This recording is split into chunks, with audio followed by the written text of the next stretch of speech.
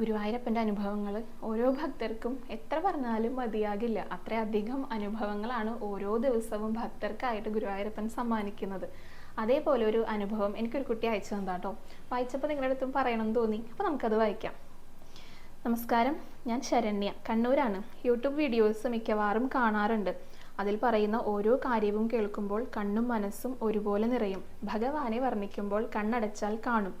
ഒരാഴ്ച കുറേ ആലോചിച്ചു എൻ്റെ അനുഭവം പറയണമെന്ന്. പിന്നെ കരുതി പറയാമെന്ന്. ഞാൻ കൃഷ്ണഭക്തിയായിരുന്നു കുട്ടിക്കാലം മുതൽക്കേ. പക്ഷെ ആരും ഗുരുവായൂർ കൊണ്ടുപോയില്ല. വീട്ടിൽ ആരും അത്ര വിശ്വാസികളല്ലായിരുന്നു.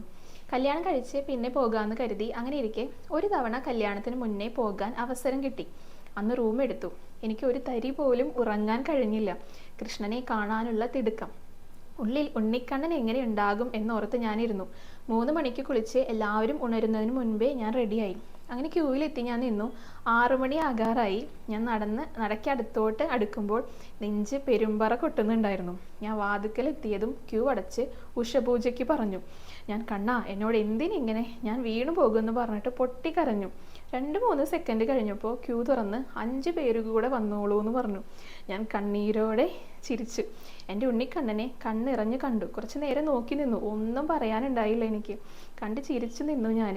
ഈ ഭഗവാന്റെ മായകൾ പറഞ്ഞാൽ തീരില്ല. ശരിക്കും അങ്ങനെയാണല്ലേ, ഭഗവാന്റെ മായകൾ ഒരിക്കലും പറഞ്ഞാൽ തീരില്ല കേട്ടോ. നമുക്കിങ്ങനെ തോന്നും, നമ്മളെ കാണുന്നില്ലേ, നമ്മുടെ സങ്കടങ്ങളൊന്നും ഭഗവാൻ കേൾക്കുന്നില്ലേ എന്നുള്ളത്. ഒക്കെ പരീക്ഷണമാണ് കേട്ടോ. ആ പരീക്ഷണത്തിൻ്റെയൊക്കെ അവസാനം വന്നിട്ട് നമ്മുടെ കൈ പിടിക്കും. അങ്ങനെയാണ് ഗുരുവായൂരപ്പൻ. എപ്പോഴും ഗുരുവായൂരപ്പനോട് നന്നായി പ്രാർത്ഥിക്കുക, നന്നായി നാമം ജപിക്കുക. അപ്പോൾ നമ്മളെ സംരക്ഷിക്കാനായിട്ട് എല്ലാ ആപത്തിലും നമ്മുടെ കൂടെ തന്നെ നിൽക്കൂട്ടോ ഗുരുവായൂരപ്പൻ.